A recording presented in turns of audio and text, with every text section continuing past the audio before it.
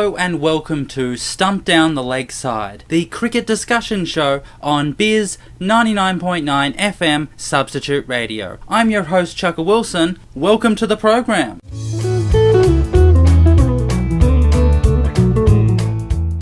One of the problems with modern cricket is this overemphasis of rational, logical analysis, bordering on obsessive scientism. When a new player enters into the cricketing world, there is this unhealthy desire to categorize him into exactly what role he would play in a team, what strengths and weaknesses he has, and exactly what the trajectory of his career will likely be. Now, some of this is obviously necessary in order to build a team. You have to know what your players' skills are in order to construct a well-organized, well-strategized unit. But the tendency towards over-rationalized analysis leads to typecasting, where you just have vague, stereotypical groups that people get pushed into, and often when you are dealing with real human beings, what you find is that these narrow, rigid groups don't really fit, because humans can change over time, grow, try things, and discover that they're actually completely different to what it was believed. And so there have been a few examples over the course of the history of cricket where a player has dramatically changed the trajectory of his career by breaking out of a particular typecast that he was placed into and entering into a completely different group. So in this way they have jumped from sitting into one category to another. Now, of course, there is a long history of this happening, of players over the course of their careers beginning in one group and then ending up in another. We can go all the way back to Wilfred Rhodes. When Wilfred Rhodes began his career as a young man in his early 20s, he was primarily a spin bowler, and he batted at 11. He was considered awful at batting, and he was just primarily a bowler. But over the course of 25 years of having a playing career, he got better at batting slowly and slowly, was able to move up the batting order bit by bit until the end of his career, where he was actually opening the batting for England in test matches, which is a dramatic turnaround. And so in modern cricket, there's a bit of a paradox here, because in modern cricket we have seen the game become ultra rationalized, where there is deep critical analysis of statistics and data in order to find the perfect players to do the perfect roles in order to make the perfect team. And yet, at this very time when deep rational over-scientific analysis is happening to cricket, where there's an abandonment of the human qualitative element and an over-obsession with the quantitative, at that exact same moment, we have seen a number of players jump ship over the course of their careers, taking Wilfred Rhodes as their example. It's as if fate is trying to say to the cricket world that how they go about analysing their cricket is wrong and they need to reconsider it. And so all of these players are taking a leaf from Wilfred Rhodes's book and are over the course of their career shifting what their career roles are. So let's just go through a few examples and you can see what I'm talking about.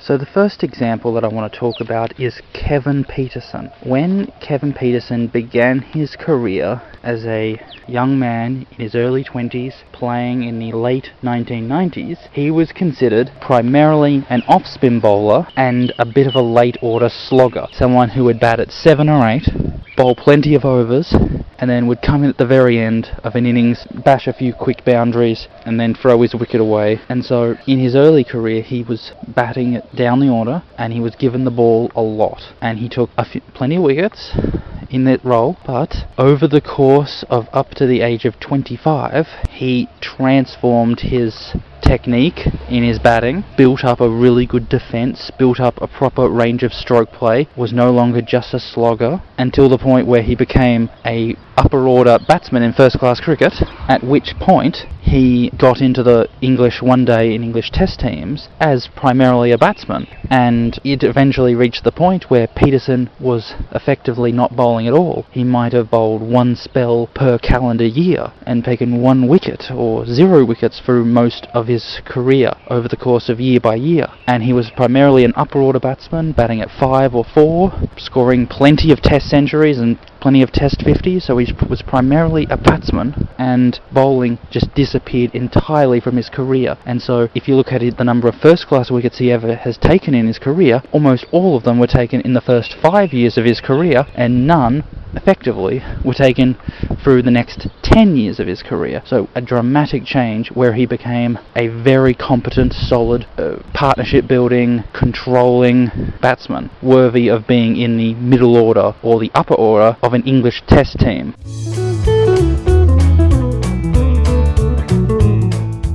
Let's move on now to Shane Watson. Now, when Shane Watson made his break into Australian domestic level cricket and then made his debut in one-day internationals, he was considered a lower order all-rounder, a bowling all-rounder. He could bowl very fast in the 130s or the 140s, and so he could effectively become a fourth seamer in an Australian one-day team, and he would bat at 7 or maybe 6, and he would mostly be a slogger trying to score quick runs. But soon it was discovered that Watson actually is unsuited to the lower order. He actually had quite a lot of difficulty starting an innings facing slower bowling, and so he much preferred the ball really coming onto the bat where it could hit through the line of the ball, and so he was much better suited to batting in the upper order. And so by the time he was about 26 or 27, still playing in the Australian one-day team and struggling to break into the test team, he went from batting at 6 or 7 to opening the batting order. And so he started doing that first in the Australian one-day team, and then a couple of summers later he was doing that in the test team. And he spent a great deal of his international career actually batting either in the opening or batting at number 3, and it was only in the final year or so of his career that he was shifted back down to batting down the lower order when it was found that he was getting found out with the swinging new ball. And so yeah, for most of his career Shane Watson was an opener despite having been typecast as a lower order all-rounder. The same goes for his bowling.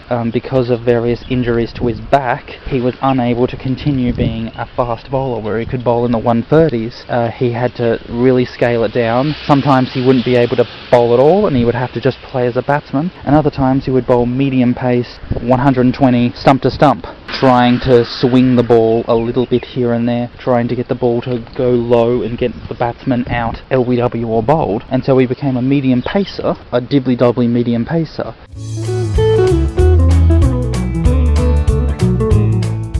And we can keep going through all of these. Let's go to Mike Hussey. Mike Hussey began his career for Western Australia as a very conservative defensive opener. He would leave a lot of balls, he would take no risks, he would play few shots, and he would stay in for long periods of time. And it was found that he was just batting too slowly to actually take control of a bowling attack, and he was just allowing them to bowl to him. And so Western Australia were very upset that he was not building an innings in any sort of aggressive manner. Even after he got himself in, he would just continue to bat slowly, and so he wasn't able to solidify a spot in the Western Australian one-day team. He wasn't really considered a part of the Western Australia first-class team because his batting was just so slow that it wasn't working with the Western Australian plans of building up an 11. But Hussey was able to turn his career around. He went over to England, changed up his technique, built up a few more shots, and then by the time he made his one-day international debut for Australia, he was in his late 20s, and he had a whole range of shots, and he could score at a strike rate in the 90s, and he would score these half centuries not out, batting at number 6 or 7 or 5, and he would just score quickly, score lots of singles, then score boundaries, and in the most dazzling and aggressive manner. And then he got into the test team, where he was able to also play aggressive and dominating and a whole range of shots. So even after Mike Hussey developed a reputation of being such a defensive batsman that he was unusable in a first-class or one-day team, he was able to turn himself around and change up his structure and his style and his technique so that he became a different sort of player, and he was able to get into the Australian one-day and test teams.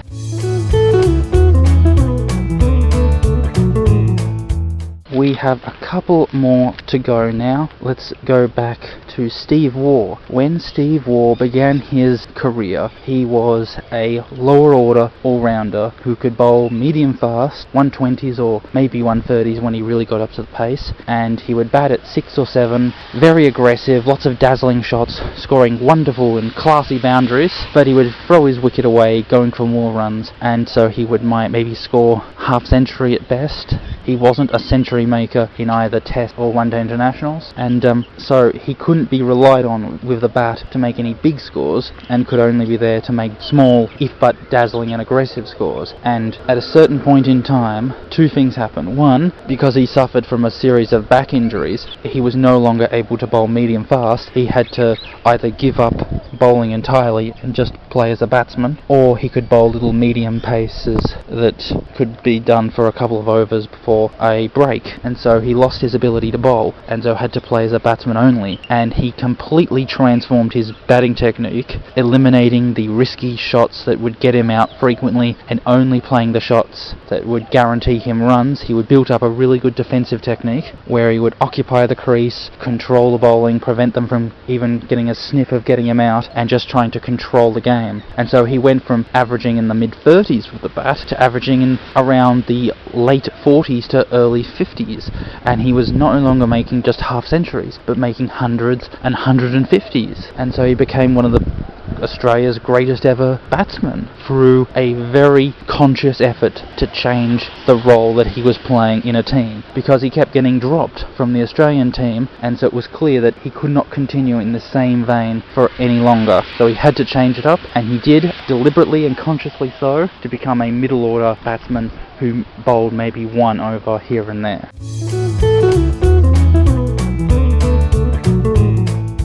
And the last player that we're going to be considering is Brad Hogg. Brad Hogg made his entry into Western Australian cricket as a batsman who batted at 6 or 5 or 7 and bowled a little bit of left arm medium pace, and it became obvious that his left arm medium bowling was not going to be of use to Western Australia, so he decided to take up left arm leg spin, and he worked on it and he worked on it, and he developed to the point where he became an all-rounder, where he could bat and bowl good left arm leg spin. He made his debut for Australia in the mid-90s, but he didn't do very well, and then he kept working on it, and then he eventually reached the point where he could become a frontline spin bowler. He was no longer a part-time or round spin bowler who could bowl a few overs in a short spell, but actually a frontline bowler whose job it was to bowl long spells, control the play, take lots of wickets. And he just neglected his batting more and more so. He started off in Western Australia batting at 6 or 7, but then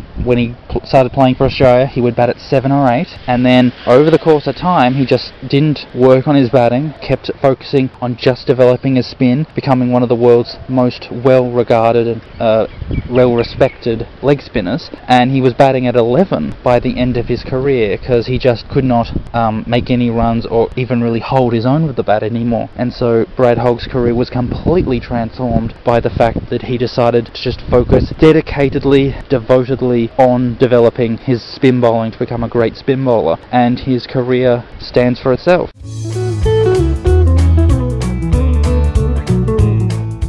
So, through these examples that I've cited, it's clear that cricketers are not stationary, static entities that just do not exist through space and time.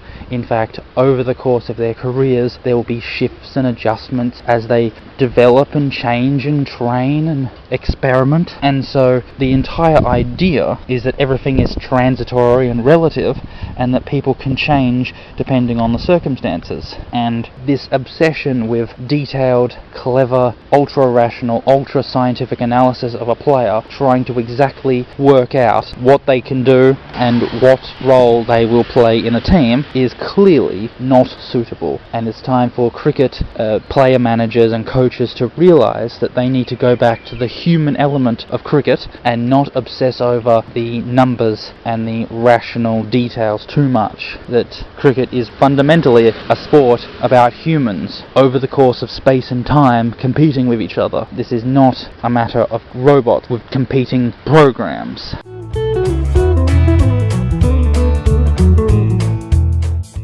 And that's the end of the program. You've been listening to Stumped Down the Leg Side, the cricket discussion show on Bizz 99.9 FM Substitute Radio. I'm Chukka Wilson. Until next time, keep practicing, keep your eye on the ball, and remember to turn your wrists.